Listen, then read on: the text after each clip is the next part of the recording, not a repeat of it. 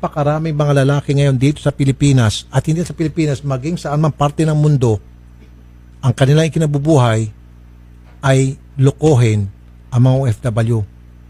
Manghuthot ng mga pera na pinaghirapan ng mga OFW. Kaya ingat po kayo mga OFW. Marami mga katulad ni Danilo. Hindi lang si Danilo nag-iisa. Napakarami nila, libo-libo. Kung legal nga lang sana, kung pwede lang patayin ng mga taong ito, ang sarap patayin eh. Ang sarap pumatay ng tao kung hindi lang kasalanan sa mata ng Diyos at sa mata sa batas ng tao, ang sarap patayin yung mga taong tulad ni Danilo. Kaya lang bawal eh. Hindi pwede. Pero kung pwede lang, marami na sanang napatay na tao.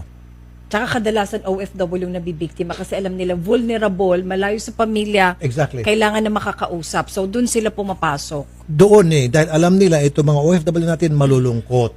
Oo. Wala silang pinaka-outlet. Kailangan ng kausap. Eh Exactly. minsan yung partner nila, asawa nila medyo busy rin, mga anak busy rin. Yes. So doon nila ngayon kumaga doon ang outlet. Naibubuhos Oo. yung kanilang kalungkutan. Yes. Kasi